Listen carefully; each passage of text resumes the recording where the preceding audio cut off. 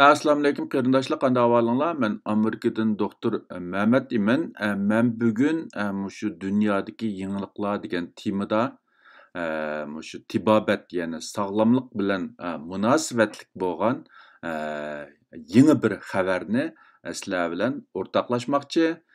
Buningda men asosliqi mushu Neuralink degan şirket, ya'ni Tesla şirketining qarmog'idagi Neuralink degan şirket hozir tadqiq qilayotgan va pat yaqinda qiziq nuqtaga aylanish ehtimoli bo'lgan mushu Neuralink degan bir asbob, ya'ni shu shirkatninki asosliq mahsuloti bo'lgan Neuralink yoki nerva ulanmasi degan mushu yangilik to'g'risida sizlarni qisqa bir uchur bilan ta'minlab o'tmoqchi.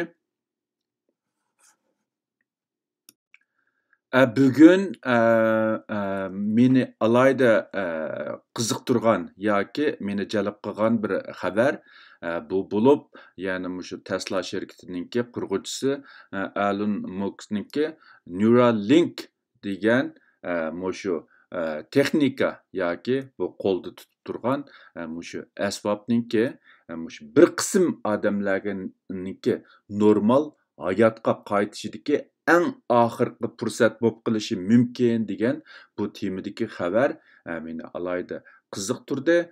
Chunki bu bir qism insonlarimiz bo'libmi bak shu meni palachga giribdor bo'lgan yoki mangulik anglash iqtidorini yo'qotgan nurg'un insonlarga nisbatan ularninki normal hayotga qaytishida hozirgi tibobatninki alayda bir amali yo'q.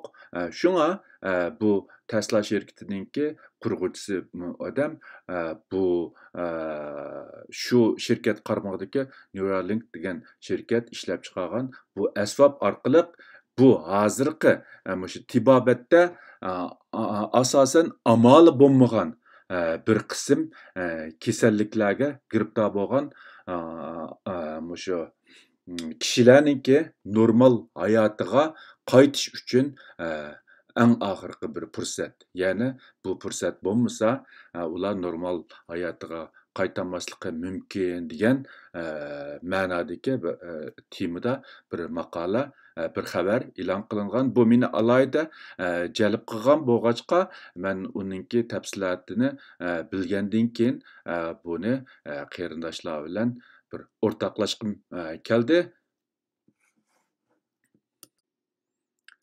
Undaqda bu Tesla şirketi qarmog'idagi Neuralink tadqiq qilayotgan bu Neuralink degan asbob qandaq bir asbob, uningki nima roli bor, nima ahamiyati bor degan vaqtida bu Neuralink degan ismni biz Uyg'urchaga tarjima qilsak, uning ma'nosi nerva ulanmasi degan bo'lib, u asosliqi mushu nerva yoki mingni mushu kompyuter yoki qo'l telefoniga bog'laydigan bir asbob.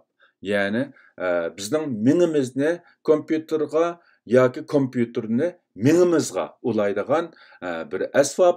Bu asbob mushu rasmda ko'rganimizdagidek 2 santimetrdan azroq cho'ngliqdagi bir asbob bo'lib, bu asbob orqali mushu mingimizni kompyuter yoki qo'l telefonimizga yoki qo'l telefon kompyuterni miniga ulash mumkinchiligi bor deb qaralgan asbob. Buni hozir hamda mushu men yuqorida deb o'tgandagidek Tesla şirketi qarmog'idagi mushu Neuralink deb atagan shirkat tadqiq qilib mushu hayvonda sinov qilish orqali dastlabki natijalarga erishgan. Hozir hamda buni mushu Amerikaninki FDA ga tasdiq qilitish yo'lini mengib o'tibdi. Bu yuqorida ko'rgan shu asbob hamda mushu mingimiz bilan qo'l telefon yoki kompyuter orasida qandaq bog'lash hosil qildi degan vaqtida bu rasmda ko'rayotganimizdek bir kichik bir operatsiya orqali mushu kallaning ustidagi qismidagi so'ngakni ozroq ilib o'tib buni shu mingiga soladigan gapkan. Bu bir simsiz bir asbob bo'lib, bu batareya bilan ishlayotgan. Buning batareyasi butun kunlik mushu faoliyatlarga hammasiga yetadi deydi. Andan keyin kechida biz uxlagan vaqtimizda buni yana qaytadan tok qachalaydigan gapkan. Bu hozir hamda men yuqorida o'tgandagidek hayvonda sinalgan. Mana bu shu asbobninki mushu maymunda sinalganlik to'g'risida xabar. Bu asbobni maymunga operatsiya qilib solgandan keyin maymun o'zininki kallasida o'ylagan xiyoli orqali xiyolini shu asbob orqali kompyuterga ulab, kompyuterdagi o'ynash holati kelgan. Ya'ni kompyuterga hech qanday mundaq jismoniy jihatdan tegmaslik, ya'ni fizikal jihatdan kompyuter bilan uchrashmagan ahvol ostida faqat o'zining kallasidagi xiyolini shu asbob orqali kompyuterga yetkazib, kompyuterdagi o'yinni o'ynay olgan.